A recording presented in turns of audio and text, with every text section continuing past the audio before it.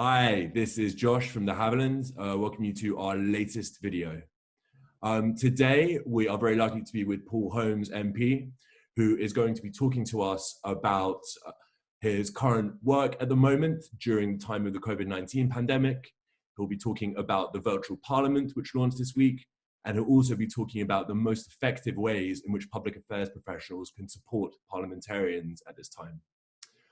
Paul is the MP for Eastleigh. He was elected in the December 2019 general election. Before this, he was a special advisor to several members of the Conservative government, and more recently was head of public affairs at Clarion Housing. Paul, lovely to see you. You too, thank you. I thought I'd just kick off really by asking a pretty broad question. What does an average day for you look like at the moment? So mostly it's at the laptop and at the computer. If you speak to a number of my colleagues and my staff, bless them, casework loads and email loads are going through the roof. We have a great number of calls that come through from concerned people that need to have their issues sorted, mostly coming from small businesses and business in my constituency, but we've had people stuck abroad that we're trying to get on flights to be repatriated home. We've also had some issues with the council tax provisions and some of the business grants that are coming through. So on average at the moment, I'm getting about 70 new cases per day. I have a team of 4. We're all working from home. And so it's been pretty busy, but mostly it's at the laptop trying to sort things out and on the phone. You're in terms of the ability to engage with constituents and the types of the relationship that you have with them at the moment, how have you been able to help them? What kind of things are you assisting them with? So the way in which we've interacted with the constituents hasn't really changed, because I would say 75% of my casework and caseloads that come through are by email. So remote working is proving not to be too difficult. I am on the phone, I'm doing telephone surgeries and web surgeries, so that's not really changed either. But a majority of the things that are coming through are people that are employed, that are currently being furloughed. They're having some issues with systems to try and get signed up. That's starting to fall away now that the system's online. A lot from small businesses, particularly in Eastleigh. We have a huge number of small pubs in the villages. Some of the grants that are going through to them that we've been hand-holding them through to try and get those sorted. And a lot from small businesses as well when it comes to the loans and the grants that the government set up when this crisis started. So mostly that, but we still get the housing issues, we still get the road issues and traffic issues coming through. But my team are working normal office hours. We do everything by phone and email at the moment, and actually it's proving to be slightly more efficient than sending a letter because everyone's geared up. What we've found is that most organisations are geared up now to have staff at the end of a computer or at the end of the phone sorting things out quite quickly. I'm checking with you about life in Parliament at the moment. You're a member of the MHCLG Select Committee. I know before Parliament even returned, they'd begun to do a lot of things through video link. I was curious to hear both what your experience of that has been so far, what's been good, what's been bad, and also with virtual parliament having started this week, what's your experience of that been so far as well? Well, I think on the virtual parliament, I'm a skeptic. I understand why we need to do it. I have a concern that this could open up the debate about electronic voting and about virtual parliament once we come out the other side of this crisis. But to be honest with you, I've been surprised about how effectively it's worked. You know, I didn't go in yesterday, but I was in the day before on some of the practice runs and just making sure that my IT was working. But watching it from home yesterday, actually, there wasn't that many problems with it. It ran smoothly. I am really impressed with the speed to which the House authorities have got stuff sorted in the chamber. And that goes actually for the way the House authorities have sorted out my staff and most MPs' offices in working remotely. That has been fantastic, and I think we owe them a huge thank you for that. In terms of the Housing Select Committee, we have started meeting virtually. We've had a couple of private meetings to talk about some of the hearings that we're going to have. We've had some teething problems. We use Zoom and Skype.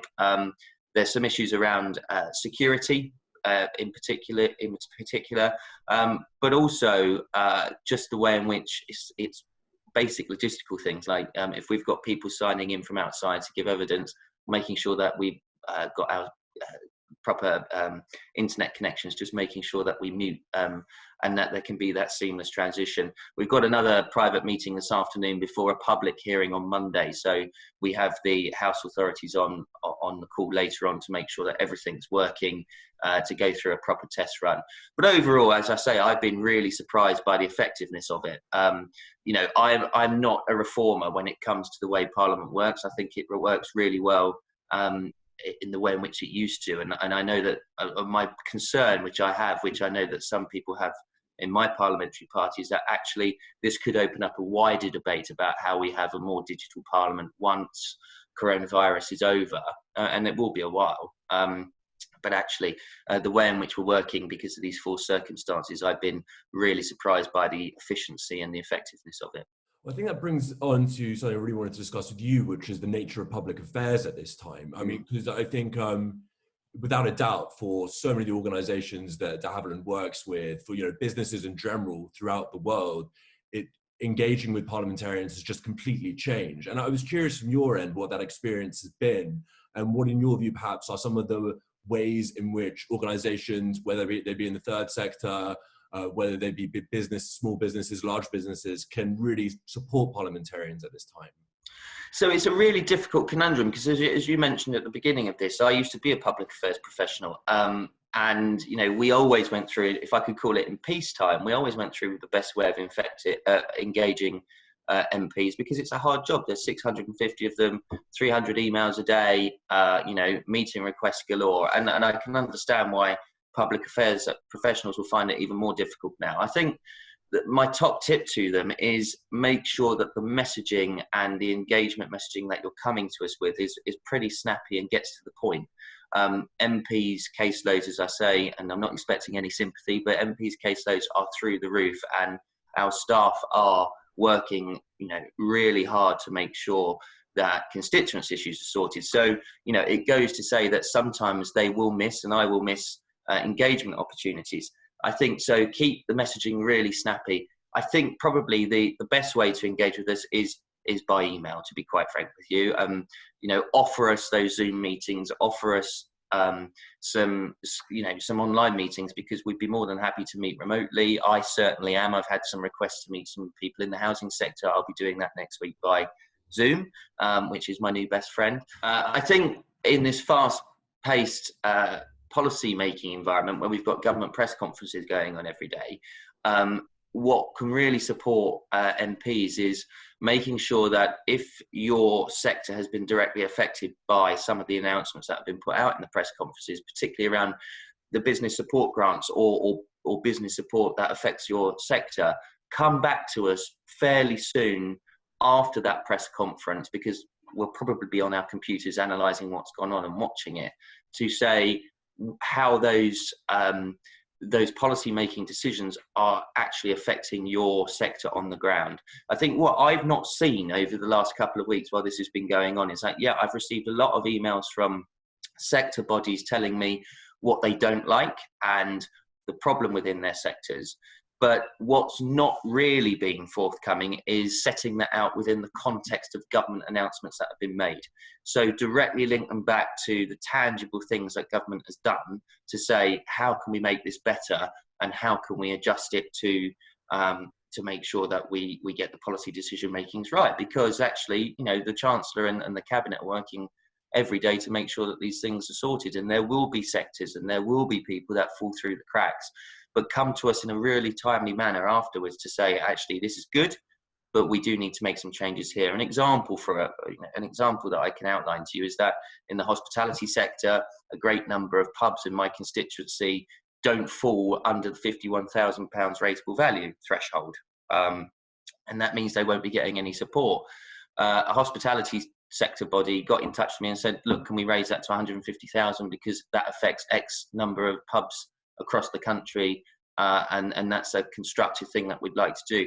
I noticed that because that came through pretty soon after the announcement was made, but actually, really took what they needed back to the announcements that have been made. So I think timing in the way in which you engage with us, come through by email probably, but also link it back to the situation we're in, and MPs are more than willing to go back to ministers and say this needs rejigging.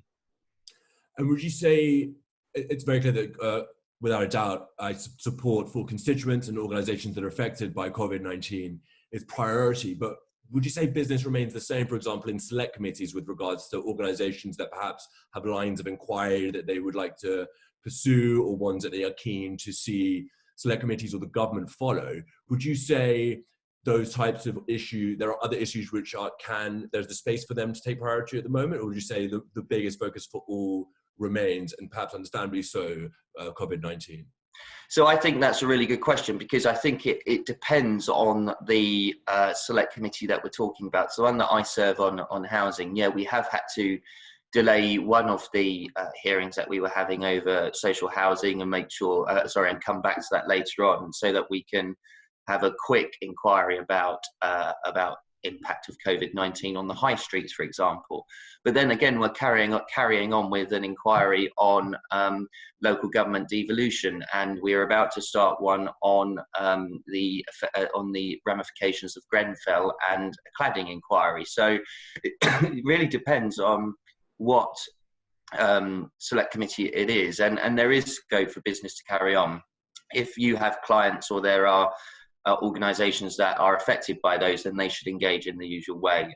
The house authorities have been really good in keeping the lines of communication on with the clerks and the select committees to make sure that people can submit evidence. We are taking evidence still on social housing. We're taking evidence on cladding from interested parties. So carry on in that way. The select committees are functioning, and particularly on the one that I serve, we're carrying on with those inquiries. But if you look at, for example, the Science and Technology Committee, which a friend of mine serves on, or the Public Accounts Committee, I think you'll see their business agenda change because of the ramifications of what's going on with public spending due to COVID. Mr. Speaker's been pretty clear that with regards to the nature of how Parliament will work in the weeks ahead, the months ahead, it's going to be something that will adapt and change. Now, I'm not asking you to look into your crystal ball and wouldn't dare say you have powers of prophecy, but from your end, how do you think the nature of Parliament could change? And in what ways do you think businesses may need to be thinking ahead, and public affairs teams will need to be thinking ahead with regards to how they adapt to the environment? So I think what we're seeing at the moment is a fairly narrow scope in where and how the virtual Parliament is going to operate. So at the moment, it's purely catering for oral questions. It's purely existing for ministerial statements and urgent questions. From what I understand, there is now work that's being undertaken to look at how the other functions of Parliament will start to come under that. And yesterday we saw in the debate with Karen Bradley and the Leader of the House about an amendment that she tabled to include other aspects of government business, such as adjournment debates and general debates. I think the way in which Parliament will change over the coming weeks, depending on how long this lasts, is that we will see the House authorities start to cater to allow other aspects of business come in.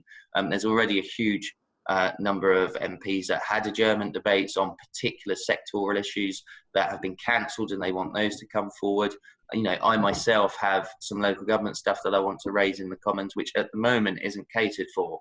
So I think that will change, and obviously that will open up an opportunity for clients of yours and for businesses across the UK to kind of go back to where they were before the crisis in responding to MPs and putting evidence forward as the parliamentary agenda goes forward. I think one of the other things that are starting to be looked at is how we, once those debates start and legislation starts to come through, how we vote. That has opened up a debate on electronic voting. The House authorities are currently looking at how voting could come in should we need to, and I think there will come a stage over the next couple of weeks where actually the pressure from constituency members of Parliament will be so great that the House has to start opening up those debates again, so that we have some kind of normal functioning. So to public affairs professionals at the moment who are kind of working in a really one-directional atmosphere by just responding to, for example, the press conferences or how COVID is affecting people, I think you will start to see public affairs teams have to start thinking about going back to forward planning. I remember I used to forward plan doing that, where you had legislation coming forward that you'd have to put a real good campaign behind to start to get MPs thinking about some of the changes to legislation you want to make. That will start to feature in public affairs team's agenda again. But we will see a change in the way Parliament works. I think this will probably, my own guess, and it's not bound to be correct, most of the guesses I make aren't, but my own view is that this will take, the way in which this Parliament is working now will probably go up to summer recess, and we will not see a change back to the old normal until after we come back from the conference recess in October. So the scope for the virtual Parliament will widen, and public affairs teams will need to think about how they engage us on the legislative agenda going forward. So prepare to be working in that environment until at least July, if not beyond. Yeah, I think so. I mean, because if you look, so we started virtual parliamenting yesterday. I think the reason they would have brought this in is because at the moment government announcements say, look, we've at least got another 2 weeks in lockdown before some probably moderate lifting of restrictions. I don't think that it's feasible or tangible for Parliament to just now purely look at urgent questions, statements and oral questions. Obviously, there's an opportunity for public affairs professionals to carry on the good work that they do in lobbying MPs to ask a question that affects their sector. That shouldn't necessarily change, and MPs are open to that, particularly when it affects their constituencies. But it is not feasible for Parliament to carry on in the short term just looking at those three parliamentary mechanisms. There has to be a way in which backbench MPs like myself across the House can scrutinise government and legislation going forward. But then again, I can't see us going back to the normal until at least the summer recess. I just think the timeline of the way that in the way that COVID is going and the government's response means that we should expect some kind of digital virtual Parliament right up until probably the July recess, and feasibly into September when we sit for those 2 weeks, because we don't know where we will be in terms of the peak or how many people will contract this virus going forward. So there has to be, and I know that the Speaker is aware of this, there has to be a look at widening the scope of how we work virtually. So we're almost out of time, but I think I would be amiss if I didn't ask you, Paul. Have you developed any particular lockdown hobbies or new skills in the midst of all of this? Well, it's actually encouraged me to have a schedule. Normally, if you ask my staff, I'm pretty scatty in that I won't miss a meeting, but I'll be late to everything. But I've been on time to everything because I've been getting up earlier. I've been doing that. I've never had such a tidy house. I've managed to watch the whole box set of The West Wing through once, so that's been quite good. And the efficiency of my email answering abilities and my reading skills for meeting agendas has gone through the roof. So there is one good side to this, which is I think it disciplines the way in which you work, and it makes you really think about being much more efficient than you would be running around the house in a physical form. So that's one good side. Long may it continue. Okay, Paul. Absolutely. Thank you so much for your time. Really appreciate it. Wishing you all the best in the weeks and months ahead, and I hope we'll get to you soon. Thanks very much. Thanks, Paul.